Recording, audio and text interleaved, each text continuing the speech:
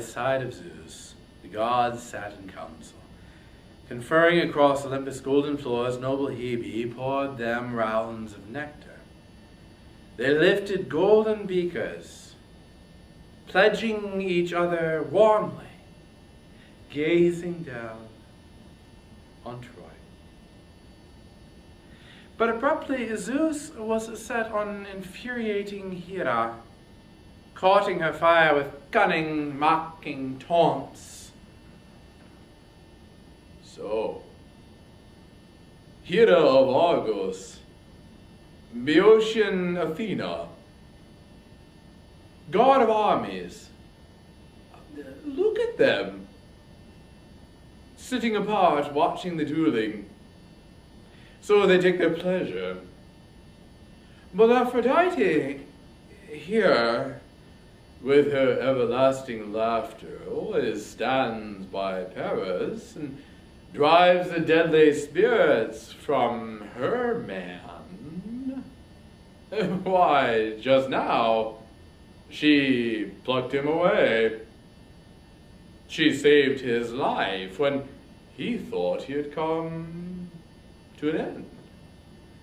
Nevertheless, clearly victory goes to Menelaus, here to Ares. So now we plan how the war will work out. Do we rouse the pain and grisly fighting once again?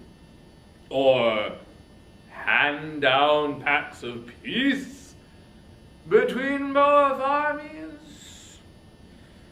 Oh, if only it might prove well and good to all, to every immortal god. Men might still live on in royal Priam's citadel, and Helen of Argos, Menelaus just might lead her home again. So he mocked, as Athena and Queen Hera muttered between themselves, huddled together, plotting Troy's destruction. True, Athena held her peace and said nothing, smoldering at the father, seized with wild resentment. But Hera could hold the anger in her breast no longer, and suddenly she burst out, "Dread Majesty, son of Kronos, what are you saying? How can you think of making all my labor worthless, all gone for nothing? Mortal labor, the sweat I poured, my horses panting, spent from launching Achaea's armies, heaping pains on Priam and Priam's sons. Do as you please, but none of the deathless gods will ever praise you." Rising in anger, Zeus, who drives the storm clouds, thundered, "Insatiable Hera!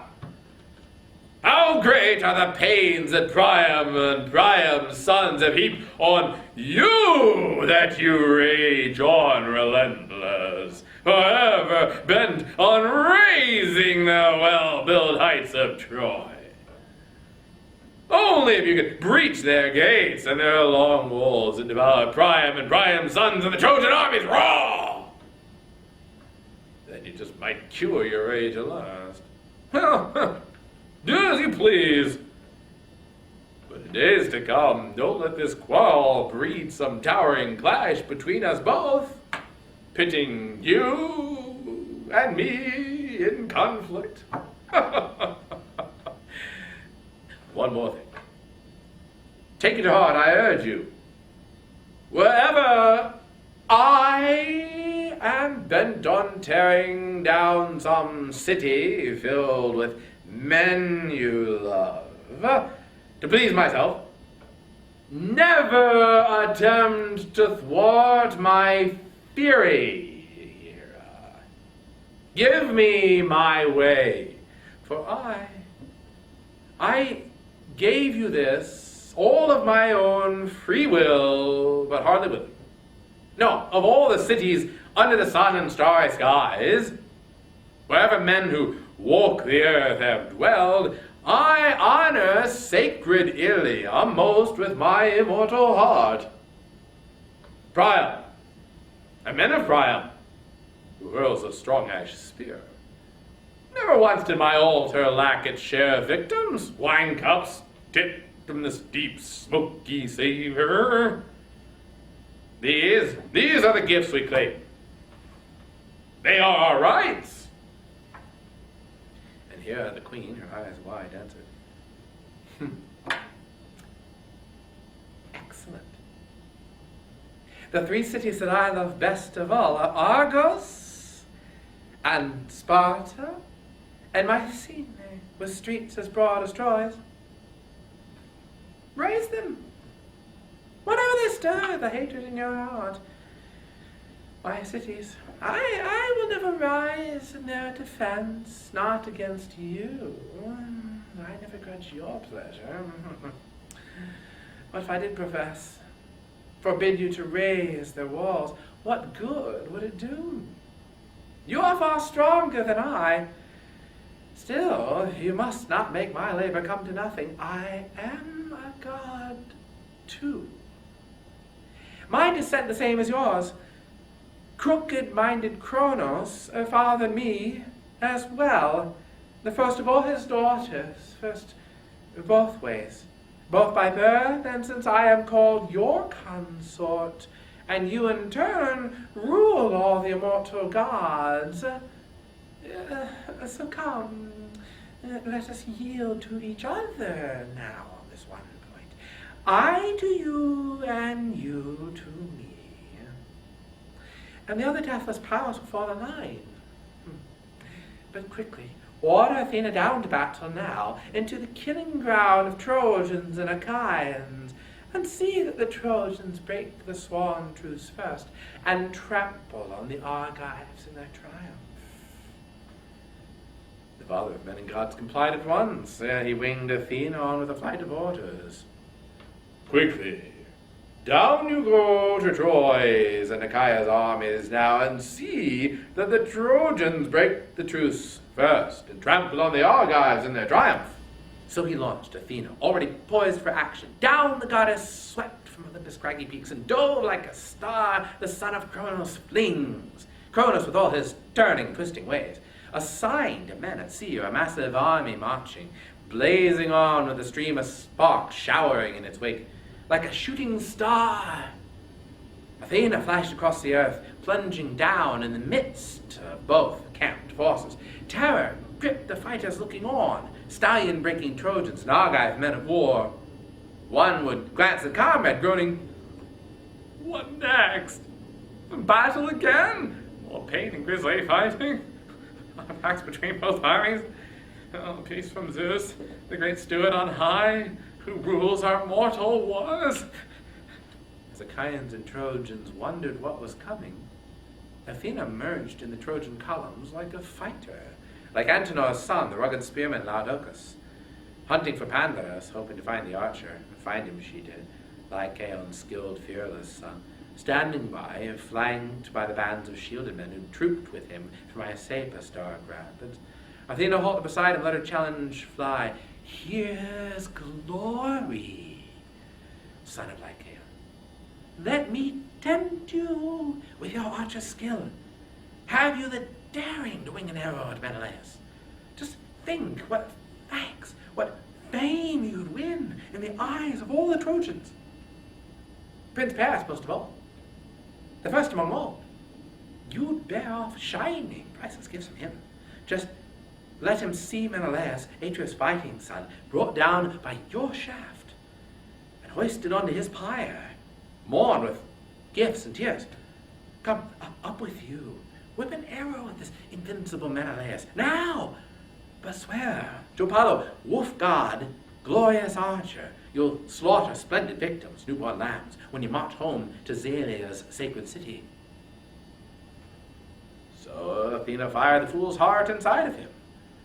And then and there he unstrapped his polished bow, and the horn of a wild goat he shot in the chest one day as a springy ibex clambered up on a cliff. Lurking there under cover, he hit it in the heart, and the fine kill went sprawling down the rocks. The horns on its head ran 16 hands in length, and a bowyer good with goat horn worked them up, fitted, clasped them tight, sanded them smooth, and set golden notch rings at the tips. Superb equipment. Bending it back hard, the archer strung his bow. Propping an end against the ground, his cohorts braced their shields in a tight wedge to hide him, fearing bands of Argives might just leap to their feet before it could hit Menelaus. Atreus fighting. He flipped the lid of his quiver, plucked an arrow, fletched and never shot, a shaft of black pain. Quickly notching the sharp arrow on the string, he swore to Apollo, the wolf god, the glorious archer, he'd slaughter splendid victims, newborn lambs, when he marched home to Zalia's sacred city. Squeezing the knock and string together, drawing the gut back to his nipple, iron head to the hand grip, till he flexed the great weapon back in a half-circle curve, and the bow sprang. The string sang out. Arrow shot away, razor sharp and raging, to whip through Argive ranks. But you, Menelaus, the blessed deathless gods did not forget you. Zeus's daughter, the queen of fighters, first of all, she reared before you, skewed the tearing shaft, flicking it off your skin. As quick as a mother flicks a fly from her baby sleeping softly. Athena's own hand deflected it down the belt where the gold buckles clasp and breastplate plates overlap. The shaft pierced the tight belt's twisted thongs, piercing the blazoned plates and piercing the guard he wore to shield his loins and block the spears, his best defense. The shaft pierced even this. The tip of the weapon grazed the man's flesh, and dark blood came spurting from the wound. Picture a woman dying ivory blood red, a Carian or a Myonian staining a horse's cheekpiece, and it's stored away in a vault, and troops of riders long to sport the ornament, true, but their lives as a king's splendor kept and prized twice over, as his team's adornment, his driver's pride and glory. And so now, Menelaus, the fresh blood went staining down your sturdy thighs, your shins and well-turned ankles. The lord of Agamemnon shuddered, frightened to see the dark blood gushing from the wound. And veteran Menelaus cringed himself, but saw the lashing cords and barbs outside the gash, and his courage flooded back inside his chest. Nevertheless, King Agamemnon, groaning heavily, grasped Menelaus' hand and spoke out for the men as friends around him groaned as well. Dear brother, at truce I sealed in blood was death by you, setting you out alone, exposed before our lines to fight the Trojans. Look how the men of Troy have laid you low, trampling down our solemn binding truce. They will never go for nothing, the oaths, the blood of the lambs, the unmixed wine we poured, the firm clasp of the right hand we trusted. Never! Even if Zeus's wrath does not strike home at once, he'll strike in his own good time with greater fury. Transgressors will pay the price, a tremendous price, with their own heads, their wives, all their children. Yes, in my heart and soul I know this well. The day will come when sacred Troy must die. Priam must die, and all his people with him. Priam who hurls the strong-edged spear. The son of Cronos, Zeus, throned aloft in the heavens where he lives. Zeus himself will brandish over their heads his black storm shield, enraged at their deceit. Nothing can stop it now. All this will come to pass. But I will suffer terrible grief for you, Menelaus. If you die now, if you fill out your destiny now, and I go back to parching Argos in disgrace, the men will turn their minds towards home at once, and we must leave Priam and all the men of Troy a trophy to glory over, Helen, queen of Argos. But the plowland here will rot your bones, my brother, as you lie dead in Troy, your mission left unfinished. Then some Trojan will glory, swaggering, arrogant, leaping down on the grave of famous Menelaus, Let Agamemnon wreak his anger so at all his foes, just as he led his armies here for nothing. Failure! Now home he's gone to the dear land of his fathers. His warship's empty, leaving behind the hero Menelaus, mouldering in his wake. So some Trojan will trumpet at the great earth gape and take me down that day. The red-haired Menelaus tried to calm him. Courage. Don't alarm him, men. Not for a moment. The point's not lodged in a mortal spot. You see, my glittering war belt stopped the shot in front. My loin piece and the plated guard below it. Here the bronzesmiths have it out for me. And Marshal Agamemnon took his lead. Pray God you're right, dear brother Menelaus. But with the wound, a healer will treat it, apply drugs, and put a stop to the black waves of pain. Agamemnon turned to the sacred herald. Quick, tell Thebius, call Machaon here, the son of Asclepius, that unveiling healer, to see to Menelaus' Atreus' fighting son. And archers hit him a good hand at the bow, some Trojan or Lycian, all glory to him, a heavy blow to us. The herald obeyed at once. He ran through the ranks of Achaeans armed bronze, searching for brave Machaon, and find him he did. Standing by, flanked by the bands of shielded men who trooped with him from the stallion land of Tricca. He halted beside him there, and he let his message fly. Quickly, son of Asclepius, King Agamemnon calls. Now see to Menelaus, Achaea's fighting captain. An archer hit him, a good hand at the bow, some Trojan or some Lycian. All glory to him. A heavy blow to us. So the herald shouted, stirring Machaon's spirit. Back the two men ran through crowds of troops in Achaea's vast encampment, and gaining the place where red-haired Menelaus nursed his wound, and a growing ring of warlords pressed around him. Striding into their midst, the god-sent healer reached the captain's side and quickly drew the shaft from his buckled belt. He pulled it clear. The sharp barbs broke back. He loosed the glittering belt and slipped it off, and the loin piece and the plated guard below it, gear the bronzesmiths made. When he saw the wound where the tearing arrow hit, he sucked out the blood and deftly applied the healing salves that Chiron, friend of Asclepius, gave his father long ago. And all the while they worked over Menelaus, whose cry could marshal armies.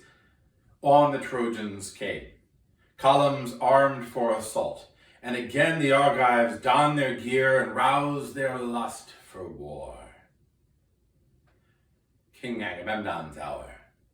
You would not find him asleep, not cringing a moment, hanging back from the struggle. He pressed for battle now, where men win glory.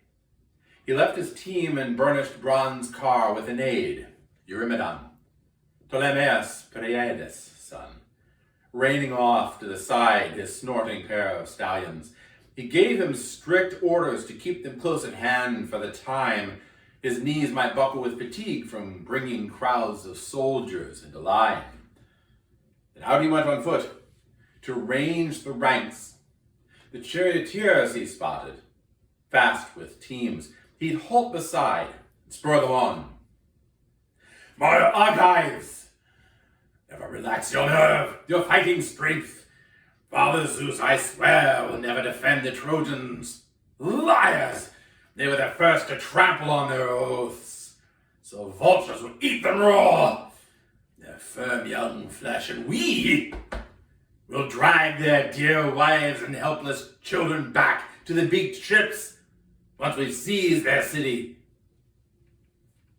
But any man he saw retreating from hateful battle, he would lash with a sharp burst of rage. You Argives! Glorious braggarts, disgraces, have you no shame? Just standing there dumbstruck like fawns, done in from hightailing over some big meadow, winded and teetering, heart inside them spent. Standing there dazed, your fighting spirit dead. What are you waiting for? You want these Trojans to pin you against your high sterns beached in the surf?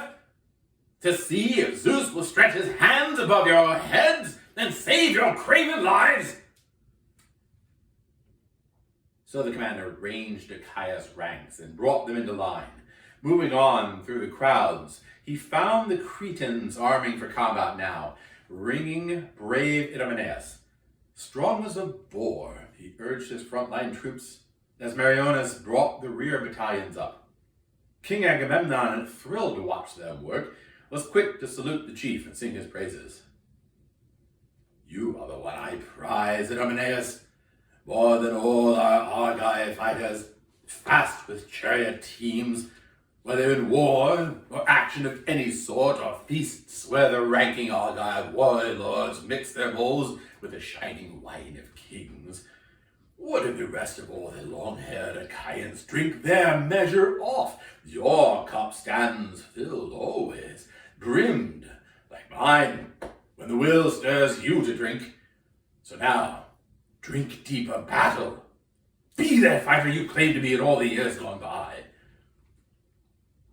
The Cretan captain, Idomeneus, answered warmly. Trust me, Atrides. Count on me, your comrade, staunch as I swore at first. That day I bowed my head. Now fire up the rest of your long-haired Achaeans. On with the fighting, quickly. The Trojans broke our binding truce just now. Death and grief to the men of Troy hereafter. They were the first to trample on our pact. Hearing that, the son of Atreus strode on. Elated, and making way through crowds of troops, he found the two called Ajax. Great and little, both captains armed for attack with a cloud of infantry forming up behind them. Think how a goatherd off on a mountain lookout spots a storm cloud moving down the sea, bearing down beneath the rush of the west wind. And miles away, he sees it building black as pitch, blacker, whipping the white caps full hurricane fury. The herdsman shudders to see it, drives his flocks to a cave. So dense the battalions grouped behind the two Iontes, packed, massed with hardy fighters dear to the gods, battalions black and bristling shields and spears, fighters sweeping into the breaking storm of war. Then King Agamemnon, thrilled to see that sight, sped them on with a rousing flight of praises. Ajax! Ajax! Chiefs of the Argives armed in bronze, no orders for you. It's wrong to incite you to. You lead your men to war in so much force. Father Zeus, Athena, Apollo, if all my fighters had such courage pounding inside their chests, we'd bring King Priam's citadel crashing down in an instant, sacked at our hands, annihilated.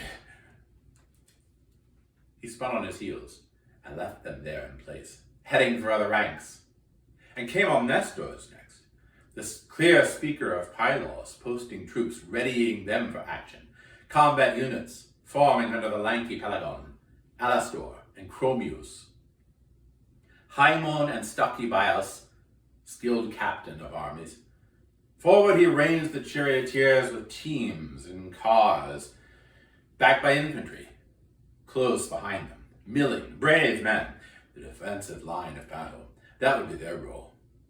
But the known cowards he drove amidst the center. A man might cringe, but he'd be forced to fight. And first he gave his driver strict commands to rein their teams back hard and never panic. No fouling them in the onslaught. Let no man, so sure of his horsemanship and soldiers' prowess, dare to fight it out alone with the Trojans, exposed in front of his lines. No heroics now, but give no ground. The charge will go to pieces. And any charioteer who teaches Trojan chariots, thrust your spear from your own car. Don't throw it. Better that way. It's tighter, stronger fighting. So men before your time stormed walls and cities, holding fast to that tactic, warring on with heart. The old soldier spurring his men with skills from a lifetime spent campaigning, battles long ago. And King Agamemnon, thrilled to see his efforts, cheered him on with a flight of praise. Old wars, if only your knees could match the spirit in your chest, then your body's strength were planted firm as rock. But the great leveler, age has worn you down. If only some other fighter had your years, you could march with younger, fitter men. And Nestor, the seasoned charioteer, replied, True, it's right. If only I were the man I was years ago, when I cut down rugged Eruthalion. But the gods won't give us all their gifts at once. If I was a young man then, now old age dogs my steps. Nevertheless, I'll still troop with the horsemen, give them maneuvers, discipline, and commands. That is the right and pride of us old men. The young spearmen will do the work with the spears. Younger than Nestor, the next generation, up flush with their fresh strength. So Nestor said, and Atrides ranged forward, glad at heart, and came on Peteus' son, the charioteer Menestheus, standing, idle, and circling him Athenian men who could raise the cry of battle. And there beside them, the great tactician, Odysseus, drawn up with his Cephalonians, grouped around him, bands of them, no mean fighters, watching, waiting. The call to action had still not reached their ears, and the columns were only just now forming, moving out, stallion-breaking Trojans and long lines of Achaeans. So the Cephalonians held their ground there, poised. When would some other Argive unit make its charge, engage the Trojan front, and open up in battle? Spotting them now, the lord of men, Agamemnon, dressed them down with a winging burst of scorn. You there, Peteus' son, a king dear to the gods, and you, the captain of craft and cunning, shrewd with greed, why are you cowering here, skulking out of range, waiting for others to do your fighting for you? It's your duty to stand in the front ranks and take your share of the scorching blaze of battle. First, when you hear of feasts from me, when Achaeans set out banquets for the chiefs, then you're happy enough to down the roast meats and cups of honey-mellowed wine all you can drink. But now you'd gladly watch 10 troops of Achaeans beat you to this feast, first to fight with ruthless bronze before you. The great tactician Odysseus gave him a dark glance and shot back at once. What's this, Atrides? This talk that slips through your clenched teeth. How can you say I hang back from the fighting, when Argives' eunuchs swear the slashing god of war against these Trojan horsemen? Just you watch. If you'll take the time and care to taste some action, watch Telemachus' loving father lock and fight with enemy champions, stallion-breaking Trojans. You and your bluster. You're talking nonsense. Seeing his anger flare, Field Marshal Agamemnon smiled broadly, took back his taunts at once. Royal son of that is Odysseus, great tactician. I must not bait you so beyond the limit, must not give you orders. I know for a fact the spirit in your heart is well disposed to me in all my efforts. We see eye to eye. Come, we'll set these things to rights later. If any offense has passed between us just now, may the gods make all our bluster come to nothing. He left him there in place, heading for other chiefs. And it came on Tydeus' son, impetuous Diomedes, standing by in his bolted car, behind his team, with Sthenelus flanked beside him, Capaneus' son. And spotting Tydeus there, Field Marshal Agamemnon gave him a winging burst of scorn. Was this you, the son of Tydeus, that skilled breaker of horses? Why cringing here, gazing out on the passageways of battle? Was ne'er Tydeus away, shy behind the lines, and grapple enemies, bolting ahead of comrades? Or so they claim who watched him at his work. I never met the man myself, never saw him, but they say he had no equal. True enough, he came to Mycenae once, but not at war with us, a guest, a friend. The royal Polynices raising troops. That time they geared to attack the holy walls of Thebes. They pressed us hard. They begged us to give them battle-tested allies. My kin were glad to oblige and grant them their requests, till Zeus changed our minds with a flash of bad omens. So off they went, getting some distance on their way, and reached the Asopus grassy banks and reed beds. And from that point the men sent Tydeus on ahead, bearing their message. He marched out at once and came on crowds, menacing bands of Thebans feasting away in the halls of mighty Eteocles. There, a total stranger, the horseman Tydeus had no fear, alone in the midst of Theban hordes. Undaunted, Tydeus challenged them all to test their strength and beat them all with ease. In each event, Athena urged him on with so much winning force.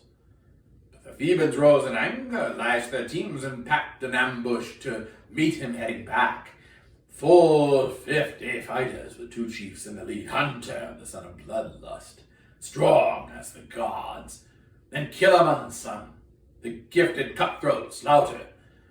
But Tydeus treated them all to a shameful fate, finished them all, but let one run for home. Heeding the gods' signs, he let the hunter off. Now there was a man, that Tydeus, that Aetolian, but he bore a son who's not half of him in battle, better only in wrangling and war of words. Taunting so, the steadfast Diomedes offered no reply, overawed by the king's majestic scorn. But Capaneus, headstrong son, lashed back in style. Don't lie, Tydeus. You know the truth. Say it. We claim we are far, far greater than our fathers. We are the ones who stormed the 7 gates of Thebes, heading a weaker force and facing stronger walls, but obeying the god's signs and backed by Zeus. Our fathers? Fools. Their own bravado killed them. Don't tell me you think our fathers are ranked with ourselves. The resolute Diomedes gave him a dark glance. Sit down, my friend. Be quiet. Listen to me. I don't blame Agamemnon, our commander-in-chief, for goading his combat-ready Argives into battle. The glory goes to him if the Argive fighters lay the Trojans low and take the sacred city. But immense grief is his if comrades die in droves. Up now and rouse our fighting fury. For that challenge he sprang from his chariot, fully armed, and hit the ground. A terrific din of bronze rang from the captain's chest, striding toward attack. Fear would have gripped the staunchest man and made his knees give way. As a heavy surf assaults some roaring coast, piling breaker on breaker, whipped by the west wind, and out on the open sea a crest first rears its head, then pounds down on the shore with hoarse, rumbling thunder, and in come more shouldering crests, arching up and breaking against some rocky spit, exploding salt foam to the sky. So wave on wave they came, Achaean battalions, ceaseless, surging on to war. Each captain ordered his men, and the ranks moved on in silence. You never think so many troops could march holding their voices in their chests. All silence. Fearing their chiefs who called out clear commands, and the burnished, blazoned armor round their bodies flared the formations, trampling on. But not the Trojans. No. Like flocks of sheep in a wealthy rancher's steadings, thousands crowding to have their white milk drained, bleating non-stop when they hear their crying lambs. So the shouts rose up from the long Trojan lines. Not one cry, no common voice to bind them. Altogether their tongues mixed and clashed. Their men hailed from so many far-flung countries. Ares drove them, fiery-eyed Athena drove the Argives, and terror and rout and relentless strife stormed too, sister manslaughtering Ares' comrade in arms. Strife, only a slight thing when she first rears her head, but her head soon hits the sky as she strides across the earth. Now strife hurled down the leveler, hate amidst both sides, wading into the onslaught, flooding men with pain. At last, the armies clashed at one strategic point. They slammed their shields together. Pike scraped pike with the grappling strength of fighters armed in bronze, and the round shields bounded boss on welded boss. And the sound of struggle roared and rocked the earth. Screams of men and cries of triumph breaking in one breath. Fighters killed, and the ground steamed blood. Wildly, as two winter torrents raging down from the mountains, swirling into a valley, hurl their great waters together. Flash floods from the well springs plunging down in a gorge, and miles away in the hills a shepherd hears the thunder. So, from the grinding armies broke the cries and the clash of war. Antilochus was the first to kill the Trojan captain, tough on the front lines. Thalesius' son, Echepolus. Antilochus thrust first, speared the horsehair helmet right at the ridge, and the bronze spear point lodged in the man's forehead, smashing through his skull, and the dark came whirling down across his eyes. He toppled down like a tower in the rough assault. As he fell, the enormous Elephenor grabbed his feet. Chalcodon's son, lord of the brave-hearted Abantes, dragged him out from under the spears, rushing madly to strip his gear. But his rush was short-lived. Just as he dragged that corpse, the brave Agenor spied his ribs bared by his shield as he bent low. Agenor stabbed with a bronze spear and loosed his limbs. His life spirit left him, and over his dead body now the savage work went on. The Chians, Trojans, mauling each other like wolves, leaping, hurtling into each other, man throttling man.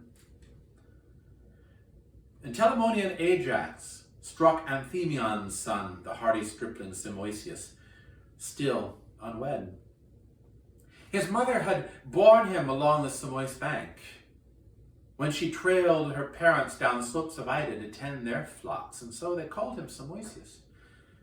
But never would he repay his loving parents now for the gift of rearing, his life cut short so soon, brought down by the spear and lion-hearted Ajax.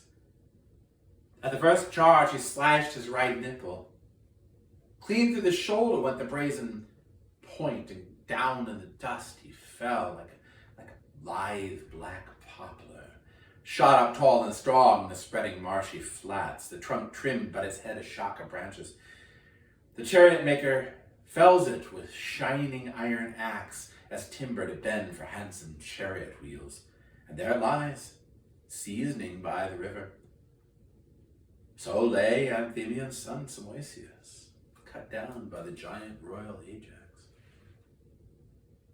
And Tiphys hurled at him, the son of Priam, wearing the gleaming breastplate, let fly through the lines, but his sharp spear missed and hit Leucus instead, Odysseus' loyal comrade, gouging his groin as the man hauled off a corpse.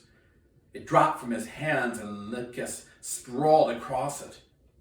Enraged at his friend's death, Odysseus sprang in fury, helmed in fiery bronze. He plowed to the front and charging the enemy, glaring left and right, he hurled his spear, a glinting brazen streak, and the Trojans gave ground, scattering back, panicking there before his whirling shaft. A direct hit. Odysseus struck Democoon, Priam's bastard son come down from Abydos, Priam's racing stables. Incensed for the dead, Odysseus speared him straight through one temple and out the other, punched the sharp bronze point, and the dart came whirling thick across his eyes. Down he crashed, armor clanging against his chest. And the Trojan front shrank back. Glorious Hector, too, as the Argives yelled and dragged away the corpses, pushing on, breakneck on. But Lord god Apollo, gazing down now from the heights of Pergamus, rose in outrage, crying down at the Trojans. Open up then, you stallion-breaking Trojans. Never give up your lust for war against these Argives. What are their bodies made of? Rock or iron to block your tearing bronze. Stab them. Slash their flesh. Achilles, the son of lovely, sleek-haired Thetis, the man's not even fighting, no. He wallows in all his heartsick fury by the ships. So he cried. From the far, on the city's heights, the awesome god Apollo, but Zeus's daughter Athena spurred the Argives on. Athena, first in glory, third-born of the gods. Whenever she saw some slacker hanging back as she hurtled through the onset. Now, Amarynceus' son, Diores, fate shackled Diores fast, and a jagged rock struck him against his right shin, beside the ankle. Pyrrhus, son of Imbrasus, winged it hard and true, the Thracian chief who had sailed across Minos. The ruthless rock, striking the bones and tendons, crushed them to pulp. He landed flat on his back, slamming the dust, both arms flung out to his comrades, gasping out his life. Pyrrhus, who heaved the rock, came rushing in and speared him up the navel. His bowels uncoiled, spilling loose on the ground, and the dart came swirling down across his eyes. But Pyrrhus, Aetolian Thoas, speared him as he swerved and sprang away. The lance head piercing his chest above the nipple, plunged deep in his lung, and Thoas, running up, wrenched the heavy spear from the man's chest, drew his blade, ripped him across the belly, took his life, but it could not strip his armor. Look, there were Pyrrhus' cohorts bunched in a ring, Thracians, top-knots waving, clutching their long pikes, and rugged, strong, and proud as the Trojan Thoas was. They shoved him back. He gave ground, staggering, reeling, and so the two lay stretched in the dust side by side. The lord of Thrace, the lord of Epeans, armed in bronze, and a ruck of other soldiers died around them. And now no man who waded into that work could scorn it any longer. Anyone still not speared or stabbed by tearing bronze, who whirled into the heart of all that slaughter, not even if great Athena led him by the hand, flicking away the weapons, hailing down against him. That day, ranks of Trojans, ranks of Achaean fighters, sprawled there, side by side, face down.